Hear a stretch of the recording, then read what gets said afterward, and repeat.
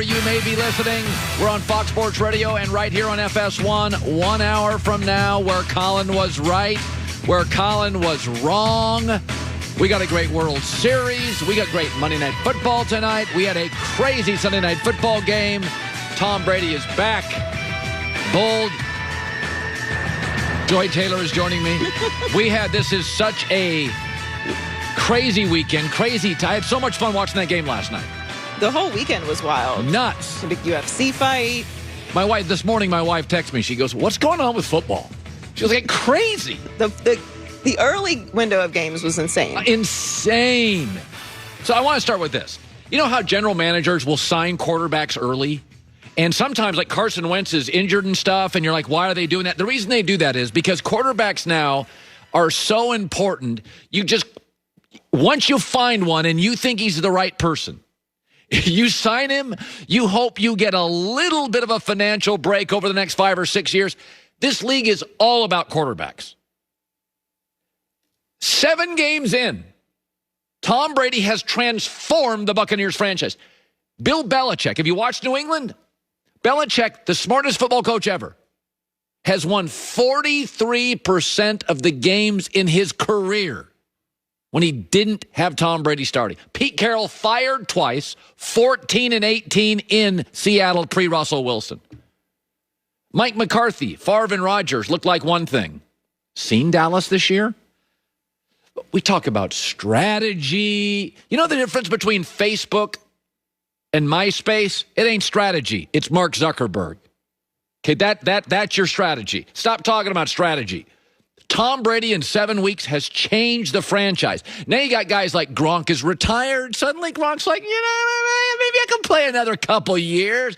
Antonio Brown had his choice. I'll go play with Tom. That's the power of Tom, the power of LeBron. It's what legends do. And look at arrogant New England. New England, remember that article a couple years ago? One of the assistants said, we could win with a lot of quarterbacks here. Well, you got Cam, and it ain't working. In this divorce, one has remarried and is flourishing, and New England is living in a van down by the river. Andy Reid went from can't win the big game to the leader of the next dynasty, thanks to Patrick Mahomes. John Harbaugh was going to get run out of Baltimore. Then something called Lamar Jackson happened. I like strategy. I like data. I can be a football nerd. It's about the dude. It's about Brady. Belichick's won 43% of his games. He's as smart as anybody that ever been in this league. And it's when you get a LeBron or you get a Brady, it's not just about their game. I mean, Jameis Winston, big, strong kid, beautiful arm, throws to the wrong team too much, but he's got all sorts of talent. It is about accountability. It's about leadership. It is about holding teammates to a standard that the organization's never had before. Think about this. It was 2 weeks ago. New England goes on the road and is awful against Chicago. 11 penalties. Brady is yelling at everybody. And what do you hear in Tampa? Tom's mean. Back-to-back games. No turnovers, no sacks allowed, 4 penalties in 2 games. That's called accountability. It's not about talent. Jameis had talent. Brady, LeBron hold you accountable. I like Frank Vogel. I like Ty Lue. But LeBron's made those dudes a lot of money and given them a lot of fans.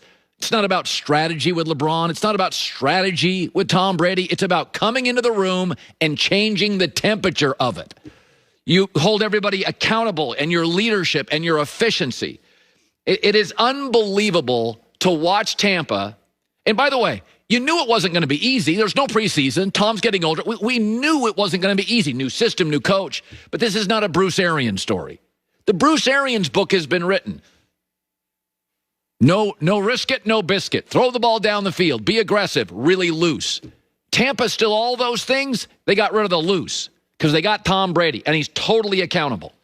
He holds everybody accountable. Meanwhile, in New England this morning, here's the questions their coach is being asked.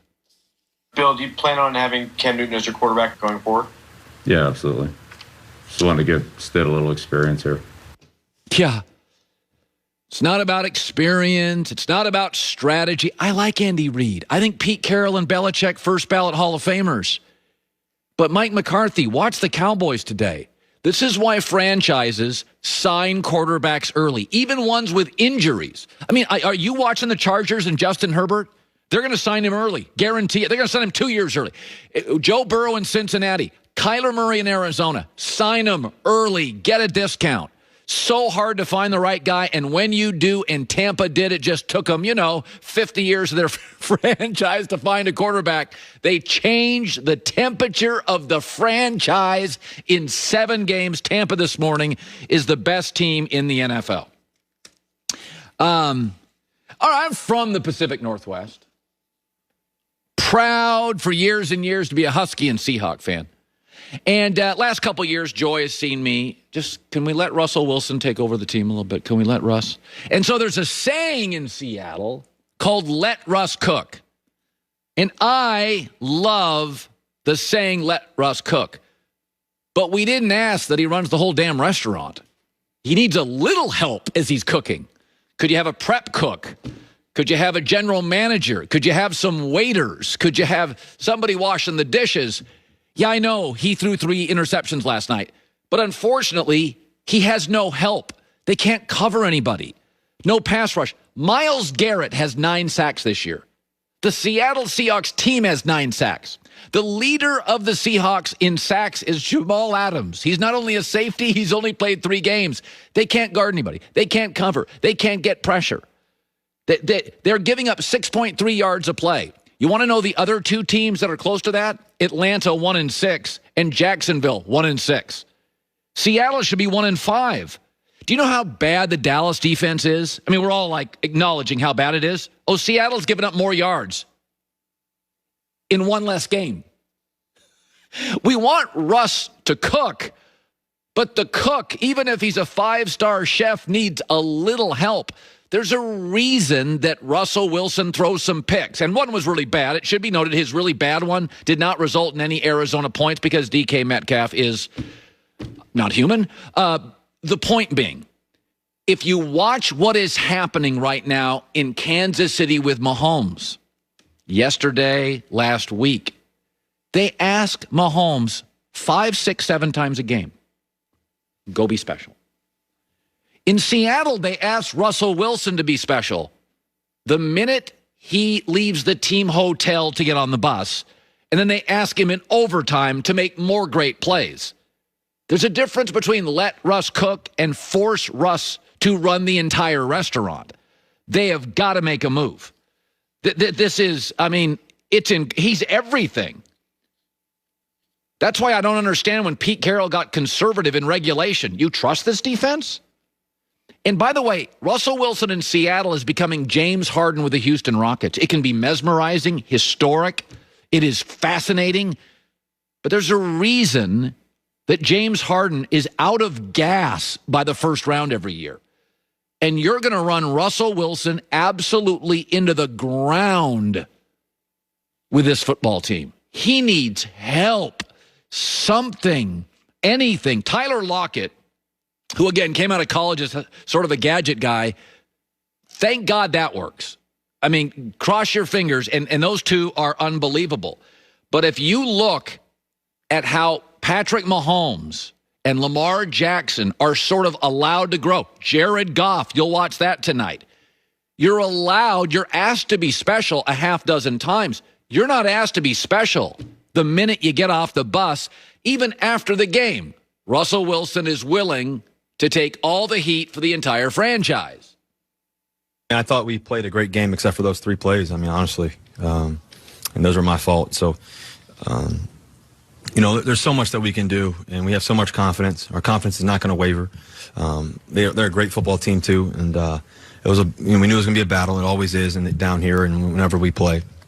So, nothing really changes except for the fact that we just have to tighten up some things. I have to be better. Total pro. That's what you do. Sense that, things could unravel here, which they very easily could. Just say it again. Seattle allows 6.3 yards a play. 2 other teams in the league are close to that. They're both awful. Atlanta with Matt Ryan. I like Matt Ryan. When his defense is bad, they're 1-6. Russell's 5-1. Jags, Gardner Minshew. We thought he was something special. They allow 6 yards a play. Yeah, they're 1-6 too. So now, Kyler Murray, for the record, he doesn't have a ton of support either. Without Chandler Jones, he made one terrible interception. Both these guys did. It was a mirror image, right? But again, you're asking Kyler Murray to save the franchise. So I thought what you saw with the present and what you saw perhaps with the future of the league is you can ask Kyler and Russell to be special 7-8 times, and they're worth $35-40 million a year if they are. But if you become the Rockets and you're asking Harden to play 38 minutes and score 47 points, it doesn't work. You're going to run these guys into the ground. And by the way, Tom Brady last week against Green Bay, they won in a rout. Brady threw for 166 yards. Make about 4 big throws. He did. You got to allow your quarterback to breathe a little off the bus. Coming up next, I don't advocate for firing people. At Michigan, Brady Hoke, I was like, okay, it's time. Let's move on. But we have a situation in Dallas where a very successful man